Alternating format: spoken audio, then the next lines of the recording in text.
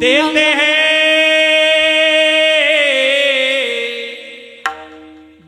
हैं भगवान को धोखा। मला लय भावते वाक्य। देते हैं भगवान को धोखा, इंसान को क्या छोड़ेंगे कसमें वादे। आमचे संत सांगतात बाबा नाही रे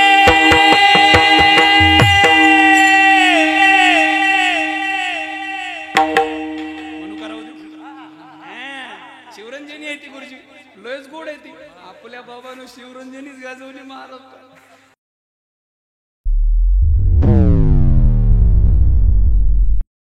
ऐका महिमा आवडीची, ऐका महिमा आवडीची, बोरे खाई भिल्लिटीची, थोर प्रेमाचा भुकेला हाची दुष्काळ तयाला। सेवेकरता निवडलेला अभंग श्रीमंत श्री जगद्गुरु तुकोबराय यांचा अत्यंत महत्वाचा अभंग आहे। या अभंगामधून श्रीमंत श्री जगद्गुरु तुकोबराय देवाला ज्या प्रेमाची भूक आहे, देवाला ज्या प्रेमाचा दुष्काळ आहे, त्या प्रेमाचा विचार आजच्या अभंगात म्हणतात।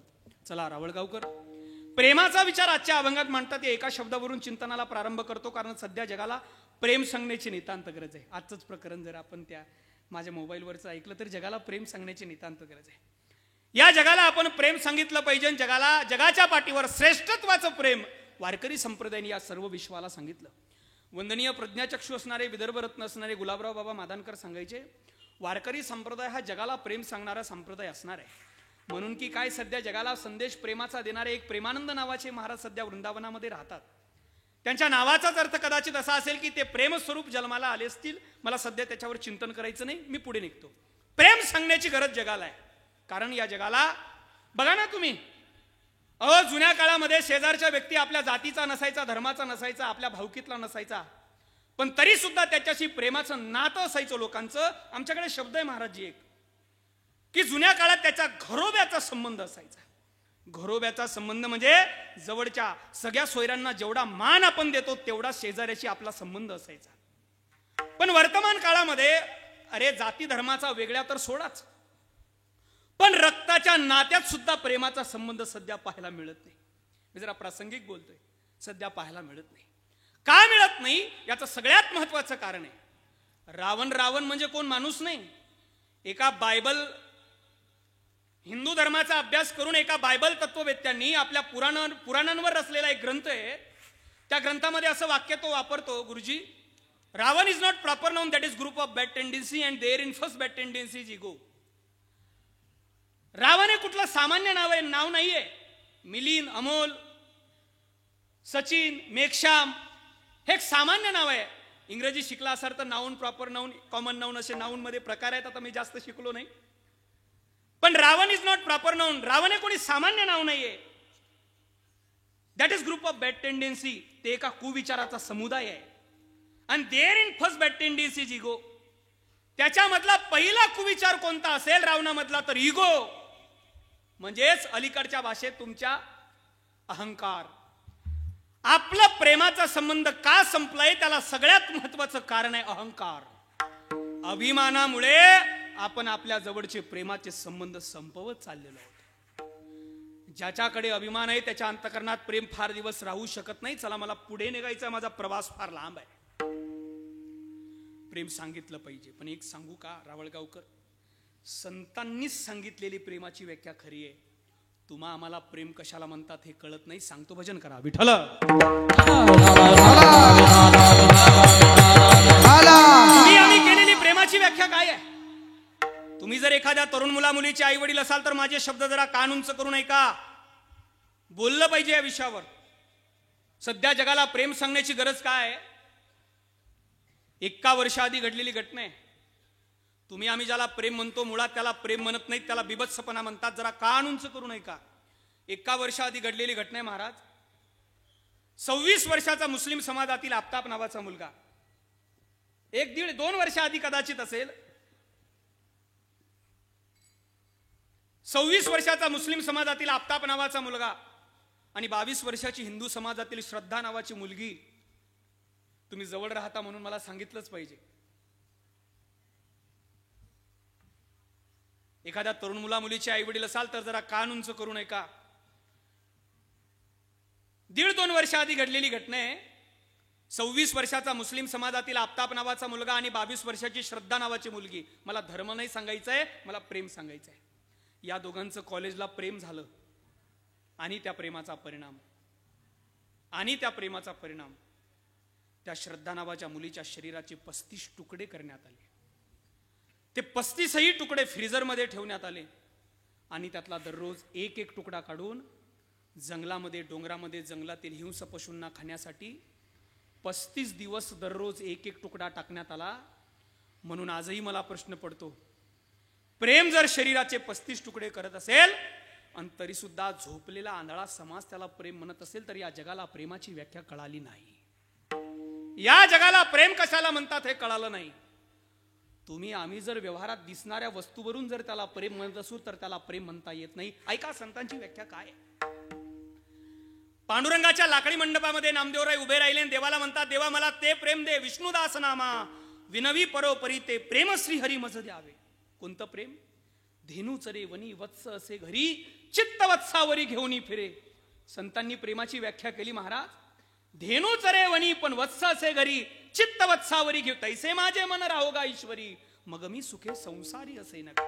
आणि त्याचं शेवटचं चरण आहे, विष्णुदास नामा विनवी परोपरी ते प्रेम श्री हरी मज द्यावे. तुकोबाराय सांगतात वेळोवेळी, प्रेम म्हटलं की संतांनी गाय वासराचं उदाहरण दिलं. तुका म्हणे वत्स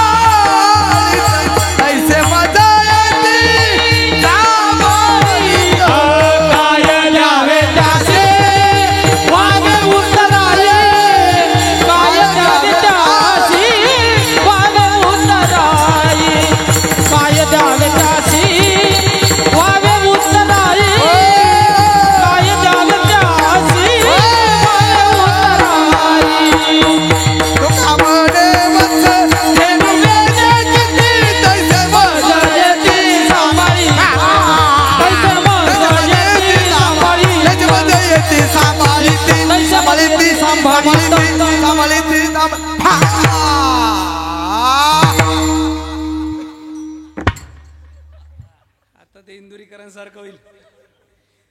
तुका म्हणे वत्स धेनुवेचे चित्ती, तुका म्हणे वत्स धेनुवेचे चित्ती. जगद्गुरु तुकोबाराय आणि आदी संतांनी वेळोवेळी त्या गाई आणि वासराच्या प्रेमाचं उदाहरण दिलं. प्रेम सांगतो रावळगावकर, समजून चला. अगदी खाली येऊन, माझी भाषा कळते ना आपल्याला, कळते ना? तुम्ही बोलत कोण नाही, कळते ना माझी भाषा? हो बघा ना, थोडा माझा विनोदी स्वभाव, थोडा मोकळा होणार आहे मी, काळजी करू नका. 11:30 वाजले तरी अडचण नाही. वेळोवेळी गाई वासराचं उदाहरण दिलं. समजून चला, शेतकऱ्याच्या शेतात नुकतीच व्यालेली गाय, शेतकऱ्याच्या शेतात नुकतीच व्यालेली गाय आहे. त्या गायीचं वासरू मातीत पडलेलं आहे. मातीत पडलेल्या त्या वासराच्या सर्वांगाला घाण लागलेली आहे. मासाचे लगदे लागलेले आहेत, रक्त लागलेलं आहे. मातीत पडलेल्या त्या वासराच्या सर्वांगाला घाण लागलेली आहे. खरं सांगा रावळगावकर, जन्माला आल्या आल्या त्या वासराचा पहिला प्रयत्न काय असतो बरं? बोला ना, उभं राहण्याचा. मला बोलणारी माणसं आवडतात पण कुठेही नाही. हा महाराज, काय झालं एक प्रमाण सांगतो, तुम्हाला कळेल. कीर्तनी बडबड करेल जो कोणी, बेडूक होऊन येईल जन्मा. आपला वक्ता या लोकांना सांगतो की कीर्तनात बडबड करू नका. जर तुम्ही कीर्तनात बडबड केली तर तुम्ही बेडूक होऊन जन्माला याल. पण हे वाक्य तुमच्यासाठी नाहीच आहे, हा नियम आमच्यासाठी आहे. नाही कळालं? अगदी सोपं सांगतो. कीर्तनी बडबड म्हणजे वेद, पुराण आणि संत वाङ्मयाविरहित जे बोललं जातं ती बडबड आहे. अशी जर कोणी कीर्तनात बडबड करेल तर तो बेडूक होऊन जन्माला येईल, तुम्ही नाही. म्हणजे म्हणून कीर्तनाने काटेकोरपणे बोलावं, या उदाहरणावरून ते सिद्ध होतं. माझ्या गुरुजींनी म्हणजे बावस्कर बाबांनी, मी ज्यांच्याकडे 12 वर्ष राहिलो ते श्री गुरु बंडा तात्या कराडकर, आणि माझे गुरुजी ज्यांच्याकडे मी व्याकरण शिकलो ते गुरुवर्य बावस्कर बाबा नेहमीच सांगतात, ऐका, तात्यांनी सांगितलेलं उदाहरण आहे, गायीवर प्रेम करणारे माझे तात्या नेहमीच सांगतात, शेतकऱ्याच्या, समजून चला, शेतकऱ्याच्या शेतात नुकतीच व्यालेली गाय आहे, त्या गायीचं वासरू मातीत पडलेलं, जन्माला आल्या वासराचा पहिला प्रयत्न काय आहे दादा? उभं राहण्याचा. वासरू उभं राहतं, पायावर उभं राहिलेलं ते वासरू, त्याला पण एकदम उभं राहता येत नाही हो, ते खाली पडतं, परत उभं राहतं, परत खाली पडतं, परत उभं राहतं, परत खाली पडतं. पण ऐका, खाली किती वेळेस ते वासरू पडलं ना, ए तरुणांनो ऐका, खाली किती वेळेस ते वासरू पडलं ना, तरी ते त्याचा उभं राहण्याचा प्रयत्न कधीच सोडत नाही, कधीच सोडत नाही. पोरांनो, उद्योगामध्ये, व्यवसायामध्ये अनेक वेळेस तुम्ही खाली पडलात, तरी सुद्धा तुम्ही तुमचा उभं राहण्याचा प्रयत्न कधी सोडू नये. प्रयत्नशील महाराष्ट्रातल्या मातीतल्या तरुणांनी असलं पाहिजे. पडतं उभं राहतं, पण थोड्या वेळाने त्याचे पाय जमिनीशी घट्ट होतात, आणि एकदा का त्या वासराचे पाय मातीशी घट्ट झाले की त्या वासराचा पहिला प्रयत्न सफल होतो, आणि वासराचा पहिला प्रयत्न सफल झाला की मग वासरू दुसऱ्या प्रयत्नाला लागतं. बोला, हा, दूध प्यायला. लय गोड लोक बसले बा पुढे. दूध प्यायला वासरू दूध प्यायच्या प्रयत्नासाठी लागतं. मला सांगा, विज्ञानाच्या कानपट्टीत मारली महाराज आमच्या शास्त्राने. कारण का, विज्ञान असं म्हणतं की कुठलीही क्रिया घडायची असेल तर आधी त्याचं प्रशिक्षण घ्यावं लागतं. पण मला खरं सांगा, आपल्या आईचं दूध कसं प्यावं, वासराला त्याचं प्रशिक्षण कुठेही घ्यावं लागत नाही. ती प्रेमाची क्रिया आहे. आपल्या आईचं दूध कसं प्यावं, अरे जिथं विज्ञान संपते ना, तिथं तर अध्यात्माला खरी सुरुवात आहे. विज्ञान म्हणतं कुठलीही क्रिया प्रशिक्षणार्थी नाहीये, पण आईच्या स्तनातलं दूध कसं प्यावं, वासराला त्याचं प्रशिक्षण घ्यावं लागत नाही. ते वासरू सहज पाऊल टाकतं आणि गाईच्या स्तनाकडे जातं. गाईच्या स्तनाकडे गेलं की त्या वासराचं मुख का त्या एकदा गाईच्या स्तनाला लागलं रे लागलं. ज्ञानोबाराय फार गोड म्हणतात महाराज, मला बोलू द्या जरा ज्ञानेश्वरी. ज्ञानोबाराय फार गोड म्हणतात, ज्या वेळेस वासरू गाईच्या स्तनाला तोंड लावतं ना, त्यावेळेस त्या गाईला त्या पाना फुटतो. आधी त्या गाईला पाना फुटत नाही, पण वासराच्या मुखाचा स्पर्श त्या गाईच्या स्तनाला झाला ना की मग ती गाय पाना सोडते आणि पाण्याच्या स्वरूपात वासरू दूध ओढतं. फार मुक्त असताना पितं. एक बोलू का, गावरान गाईला ज्या वेळेस वासरू पितं ना, तो प्रसंग एकदा पाहाचो.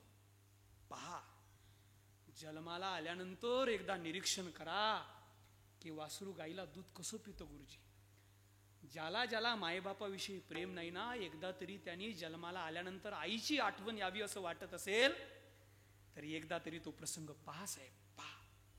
ते वासरू गाईच्या स्तनाला मुख लावतं, गाय पानाच म्हणतात का, पाना सोडते आणि पाण्याच्या स्वरूपात ते वासरू दूध ओढतं. पण आता ओवी आहे, ज्ञानोबाराय असं म्हणतात, त्या गाईचं दूध ओढताना ती गाय असा विचार कधीच करत नाही की मी या वासराला आता थोडंसं दूध पाजते आणि नंतरच्या वेळेसाठी थोडंसं दूध राखून ठेवते, असा विचार ती गाय कधीच करत नाही. ज्ञानोबाराय म्हणतात, अगाथानी कीर दूध गुड परिथानासीच नव्हे की गोड, मनोनी सरोका सेवितयाची चाड जरी अनन्य मिळे.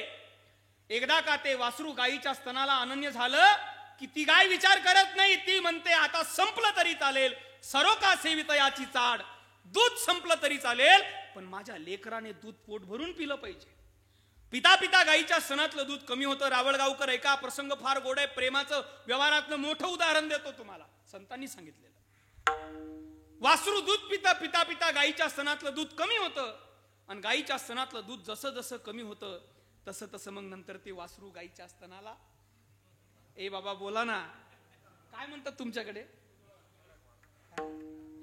हुंदडा, काय हुंदडा, हुंदडा, आमच्याकडे काय म्हणतात सांगू का, हुंदके. आणि ज्ञानोबाराय सांगू का काय म्हणतात, हा, अगातानयाचे लागता झटे, छोटे म्हणतात झटे, तेने अधिकाची पाना फुटे.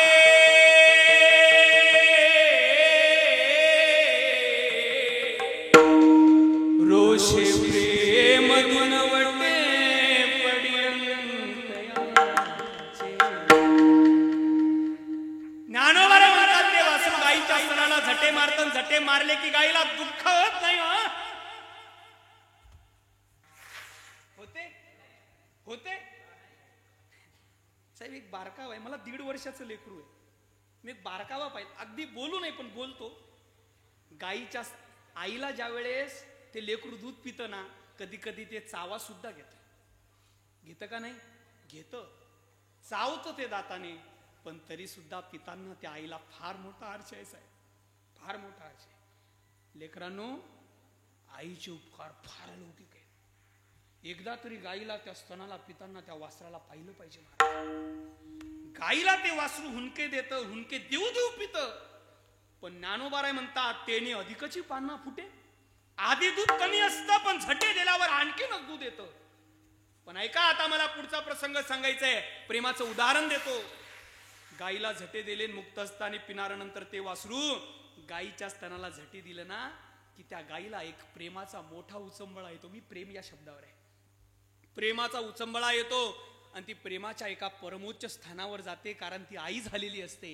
आणि नंतर तीच गाय ज्या वासराच्या अंगाला घाण लागलेली आहे, मांसाचे लगदे लागलेले आहेत, रक्त लागलेले आहे, नंतर तीच गाय त्या वासराला आपल्या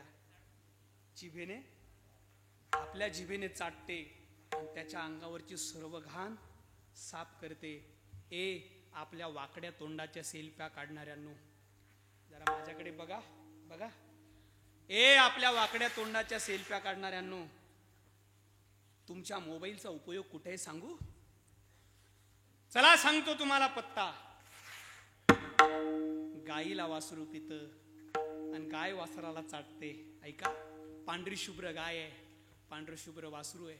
वासरू गाईला पिते आणि गाय वासराला चाटते.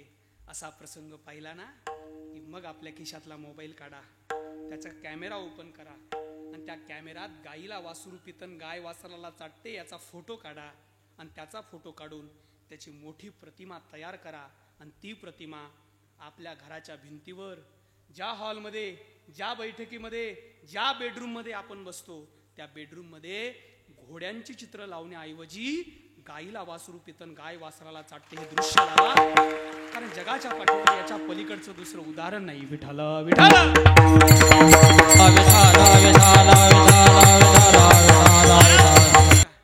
या जगात कोणाचंही प्रेम कोणावर नाही. ते इंदुरीकर बाबा म्हणतात, जुन्या लोकांचं प्रेम आणि आताच्या लोकांचं प्रेम फार फरक आहे. फार गोड वाक्य आहे, अगदी सुवर्ण अक्षरात लिहावं असं वाक्य आहे महाराज. आणि वर्तमानात आपण अनुभवतो. ते महाराज म्हणतात, महाराजी फार सुंदर बोलतात. ते म्हणतात, जुन्या लोकांच्या आणि आताच्या लोकांमध्ये फार प्रेम आहे. जुनी लोक कडू बोलायची पण तोंडावर बोलायची. जुनी लोक कडू बोलायची पण तोंडावर बोलायची. आता लोक तोंडावर बोलतात पण, बोला ना जरा आता. जुनी लोक तोंडावर बोलायची, कडू बोलायची पण तोंडावर. आता लोक तोंडावर बोलतात गोड आणि माघारी तोंडावर माघारी कुठून का मार तोंडावर. बघा ना, आपण गेल्या की काही लोकांचं बाबा तुम्हाला सांगतो, या लोकांपासून सावधान राहा. ही लोक जे आहेत महाराज, माझं महाराजांचं वाक्य हसण्यावारी घेऊ नका. तुमच्या जीवनामध्ये गोड बोलून काटा काढणाऱ्यापेक्षा कडू बोलून का होईना, पण सत्य बोलणाऱ्या व्यक्तीची गरज आहे.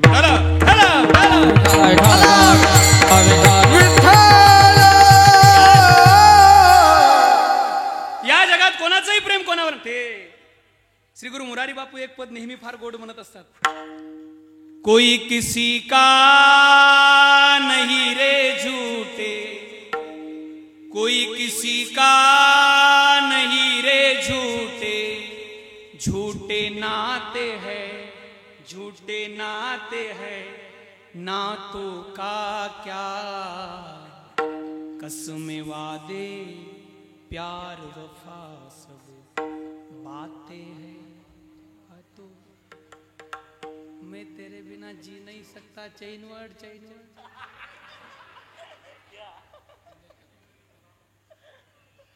देव जरी सोबत असला ना, होगा मसीहा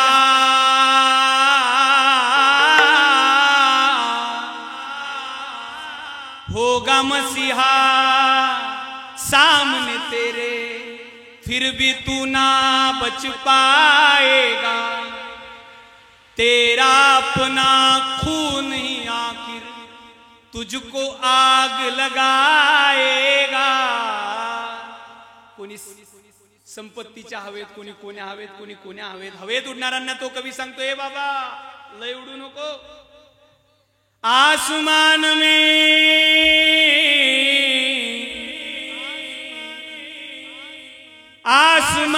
में उड़ने वाले मिट्टी में मिल जाएगा. हे जग कसं आहे सांगू. सुख में तेरे साथ चले और दुख में सब मुंह मोड़ेंगे. माझ्या भाषेत सांगू का. दुख में सब रिटर्न गेर टाकेंगे.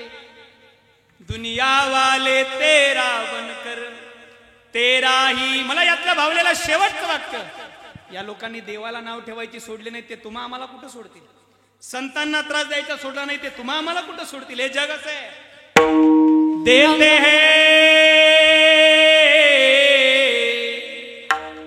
देते हैं भगवान को धोखा. मला लय भावतंय वाक्य. देते हैं भगवान को धोखा इंसान को क्या छोड़ेंगे. कसमे वादे. आमचे संत सांगतात बाबा नाही रे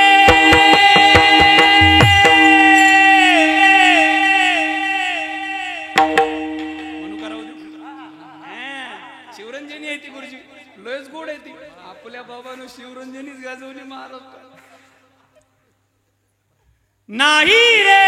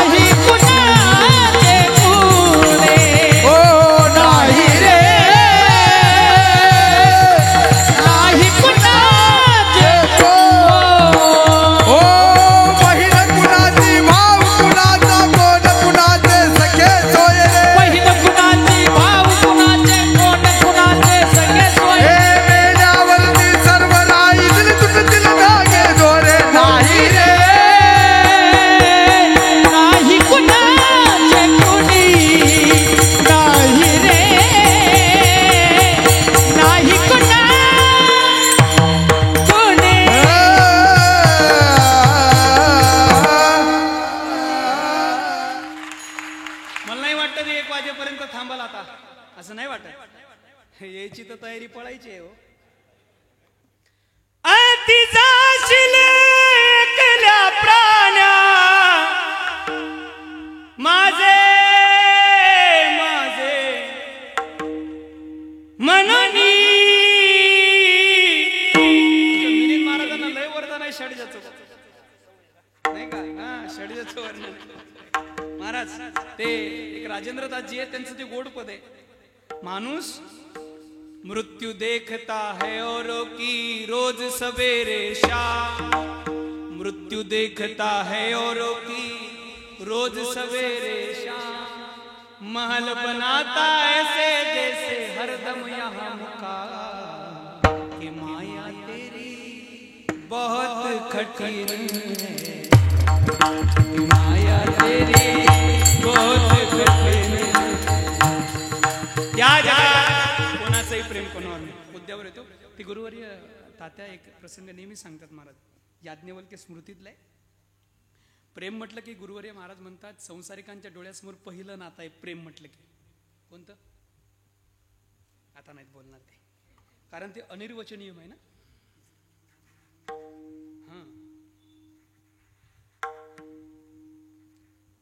प्रेम म्हटलं की संसारिकाच्या डोळ्यासमोर पहिलं नातं आहे. बोला हा. हे पोरांनो, प्रेम म्हटलं की पहिल्यांदा नातं डोळ्यासमोर ते आईचं म्हणतात. अरे बाईचं म्हण. सगळ्या रील्स तिच्याच पाहतो. नाद एकच एकच बैलगाडा शर्यत. ऐक, प्रेम म्हटलं की खरं आहे त्यांचं. प्रेम म्हटलं की पहिल्यांदा संसारिकाच्या डोळ्यासमोर नातं आहे पत्नीचं. ते गुरुवर्य महाराज ज्यांची झालीत ते नक्की आहे का, ज्यांची नाही झालीत ते पण आहे का बाबा रे, फार कठीण. ते आमचे गुरुवर्य उमेश महाराज दसरे सांगतात की ज्यांचं झालं लग्न हे असं वर्तुळ आहे, ज्यांचं झालं ते बाहेर येण्यासाठी धडपडतात. ते म्हणतात लग्न ही अशी जखम आहे की माणसाला होण्याआधीच हळद लागते. आणि लग्न शादी के लड्डू जो खाए वो पछता है और जो न खाए वो भी पछता है, लेकिन न खाने से पश्चाताप करने से खाकर पश्चाताप करना बहुत अच्छा होता है. शुगर हो जाए फिर भी. हाँ हाँ, ऐका, प्रेम म्हटलं की संसारिकांच्या डोळ्यासमोर पहिलं नातं आहे पत्नीचं. ते गुरुवर्य महाराज प्रसंग सांगतात. विनोद सोडा, फार सुंदर प्रसंग आहे. याज्ञवल्क्य नावाचे ऋषी आहेत. जंगलामध्ये एक साधारण झोपडी आहे. साधारण फाटक्या झोपडीत राहणारे याज्ञवल्क्य. पण याज्ञवल्क्यांच्या 2 पत्नी आहेत. एकीचं नाव आहे कात्यायी आणि एकीचं नाव आहे मैत्री. यांचा एक संवाद आहे. कात्यायी आणि मैत्री नावाच्या 2 पत्नी आहेत. याज्ञवल्क्यांची संपत्ती किती आहे? फक्त फाटकी झोपडी आहे जंगलात. पण दोन्ही पत्न्यांचा जर माहेरचा विचार केला तर चक्रवर्ती सम्राट राजाच्या मुली आहेत. चक्रवर्ती सम्राट राजाच्या मुली एका महात्म्याच्या फाटक्या झोपडीत संसार करतात. शास्त्रही सांगतं विपत्ती काले भार्या परीक्षा. संकट काळात पत्नीची परीक्षा होते. अरे धनाढ्य आणि श्रीमंत व्यक्तीचा संसार जगातली कोणती स्त्री करेल साहेब? पण सकाळी 6 वाजतापासून संध्याकाळी 6 वाजेपर्यंत मजुरी करणारी एखादी माऊली ज्यावेळेस संध्याकाळी घरी आल्यानंतर तिच्या हातात त्या मजुरीचे पैसे असतात आणि घरी आल्यानंतर तिचा दारुड्या पती तिच्या हातातले मजुरीचे पैसे हिसकावून घेतो आणि त्याचे दारू पिऊन येतो आणि आल्यानंतर तिलाच लाता आणि बुक्क्याने मारतो. अशा प्रतिकूल परिस्थितीत सुद्धा जुन्या स्त्रियांनी संसार सफल केलाय. जगाच्या पाठीवर त्या लक्ष्मीपेक्षा काय कमी आहेत? अरे बाबा, तुम्ही अलका कुबल फक्त सिनेमात पाहिली. काही अलका कुबल आज आपल्या गावात सुद्धा जीवन जगतायत. प्रत्येक गावात अशा अलका कुबल पाहतील की ज्यांनी प्रत्यक्षात त्या जीवन जगल्यात. ऐका, याज्ञवल्क्यांच्या 2 पत्न्या, एकीचं नाव कात्यायी, एकीचं नाव मैत्री. चक्रवर्ती राजाच्या मुली. हिवाळ्याचे दिवस होते. सकाळच्या कोवळ्या उन्हामध्ये याज्ञवल्क्य स्मृती ग्रंथाचा विचार करत होते आणि तेवढ्यात त्यांची मैत्री नावाची पत्नी दारात झाडत झाडत आली आणि याज्ञवल्क्यांचं लक्ष मैत्रीकडे गेलं. ऐकताय का आपण? याज्ञवल्क्यांचं लक्ष मैत्रीकडे गेलं. प्रेम नावाचा शब्द लिहिणं सुरू होता आणि याज्ञवल्क्यांचं लक्ष मैत्रीकडे गेलं. मैत्रीला विचारलं, मैत्री काय म्हणताय महाराज? मला तुला प्रश्न विचारायचा आहे. विचारा महाराज. मैत्री, मी तुला एका वाक्यात प्रश्न विचारतो, तू उत्तर सुद्धा मला एकाच वाक्यात दे. महाराज आलं तर देईल, विचारा. आणि याज्ञवल्क्यांनी मैत्रीला प्रश्न केला, मैत्री, मैत्री, तुझं जे माझ्यावर प्रेम आहे ते माझ्या सुखाकरता आहे की तुझ्या सुखाकरता आहे? काय गोड प्रश्न आहे हो. मैत्री, तुझं जे माझ्यावर प्रेम आहे ते माझ्या सुखाकरता आहे की तुझ्या सुखाकरता आहे? नाही कळालं? परत एकदा सांगू. मैत्री, तुझं जे माझ्यावर प्रेम आहे ते माझ्या सर्वांगाचे कान करून ऐका, प्रश्न फार गोड आहे. मैत्री, तुझं जे माझ्यावर प्रेम आहे ते माझ्या सुखाकरता आहे की तुझ्या सुखाकरता आहे? लयच मनावर घेतलं महाराजांनी. एवढंही मनावर घेऊ नका, नाहीतर घरी गेल्यावर मैत्रीला विचाराल. घरी गेल्यावर मैत्रीला विचाराल, का ग मैत्री, तुझं जे माझ्यावर प्रेम आहे ते माझ्या सुखा करताय की तुझ्या सुखा करताय? ती म्हणील, मेल्या गप झोप, आता सकाळी बघू. आणि यांचं प्रेम सांगायला का याज्ञवल्क्य स्मृती असं यांचं प्रेम सहज करतो महाराज. रात्री अडकवलेल्या खुंटीला अडकवलेल्या शर्टामध्ये 1,500 असतात, सकाळी 500 राहत होतो. हे यांचं प्रेम आहे. यांचं प्रेम सांगायला का याज्ञवल्क्य स्मृती सगळं सांगायला यांचं प्रेम. महाराज ते आता सांगतो, जाऊ द्या, झाकली 29 लाखाची. कोरोनाच्या काळात यांचं काय सांगता, आपलं पण तेच आहे ना, आता काय करते ते सांगतोच. आता महाराज, कोरोनाच्या काळात कीर्तन बंद, मंदिर बंद, भजन बंद, सगळंच बंद. युवराज भाऊ, एक दिवस रात्रीचे 2 वाजले, मला झोपच येत नव्हती. कारण का? कोरोनाच्या आधी सवय पडली होती, वेगळ्या रंगाचा कागद हाताला लागल्याशिवाय झोपच येत नव्हती. ते तुम्हाला सगळ्यांना माहिती आहे. एक दिवस रात्रीचे 2 वाजले, कारण आमचा दिवस रात्री सुरू होतो, तुमचा दिवस दिवसा सुरू होतो. रात्रीचे 2 वाजले, झोपच येत नव्हती. घराच्या बाहेर आलो, खोटं नाही बोलणार. रात्रीच्या 2 वाजता मी गळ्यातली माळ काढली. महाराज, रात्रीच्या 2 वाजता गळ्यातली माळ काढली. तुम्ही म्हणा लगेच याला दगड मारा, पण पुढचं वाक्य ऐका. रात्रीच्या 2 वाजता मी गळ्यातली माळ काढली. लय मोठे डोळे करून बघू नका हो, जप करण्यासाठी काढली.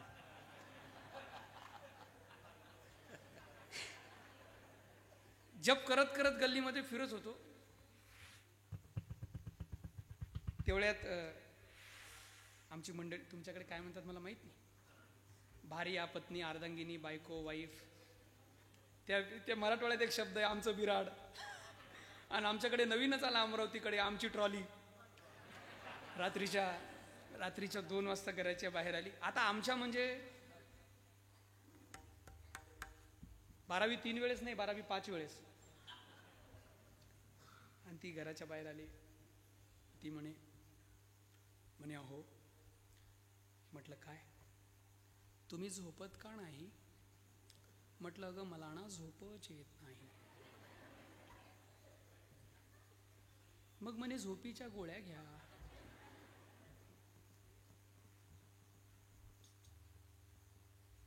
मी म्हटलं मी 3 गोळ्या घेतल्या तरी सुद्धा मला झोप येत नाही. मग पुढे तर तिने कहरच केला. पुढे म्हणे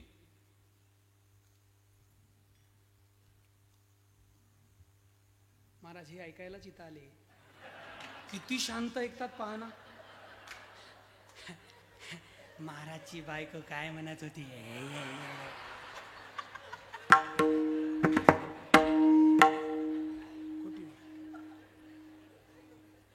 माझा विनोद सिद्धांताला लागू नये, बाहेर कधीच भरडणार नाही.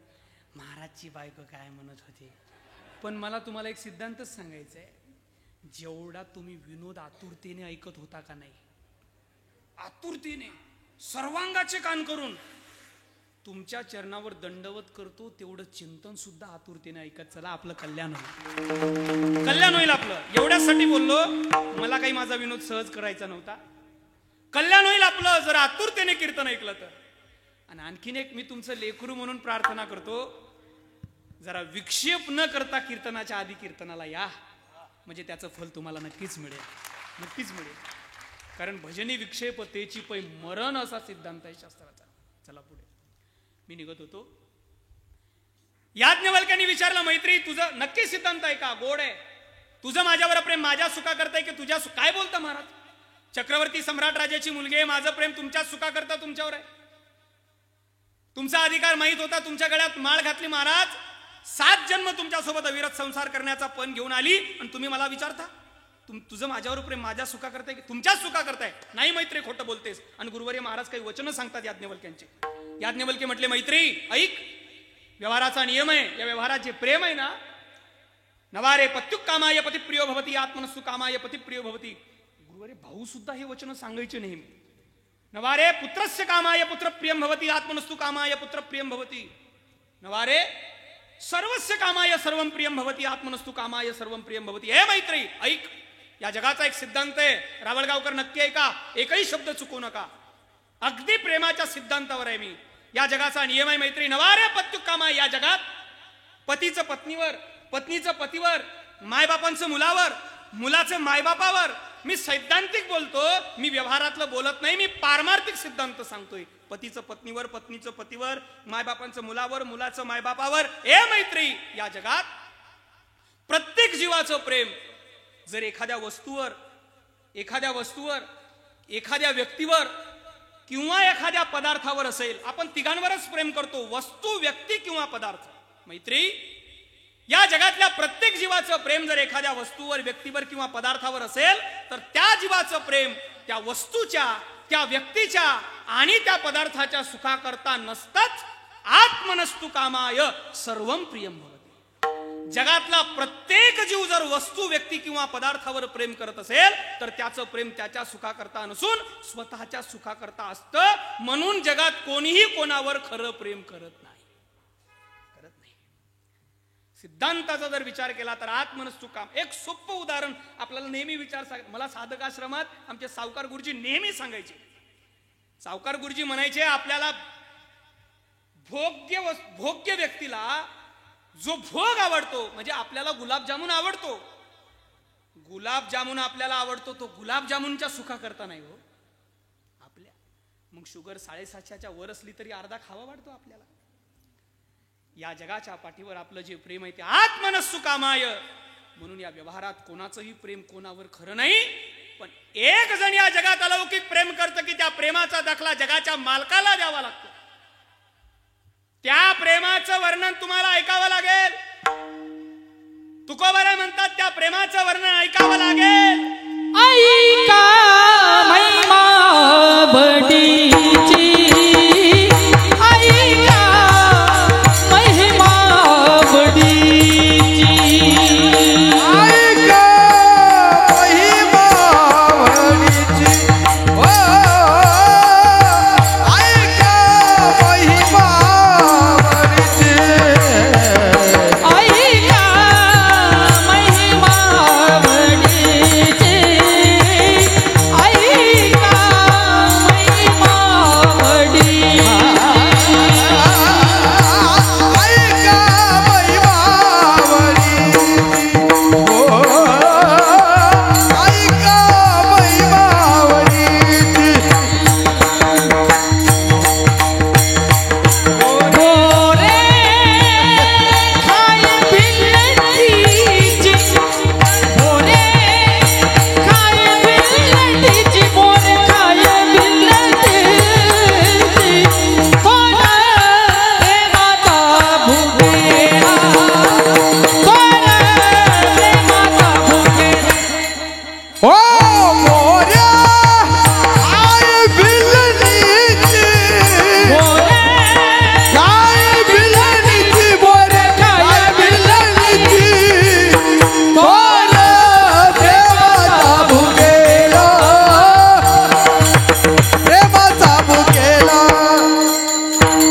ऐका महिमा बडीची, बोरे खाय बिल्लटी, ओ बोरे खाय बिल्लटी, बोरे खाय बिल्लटी, बिल्लनीची, बिल्लटीची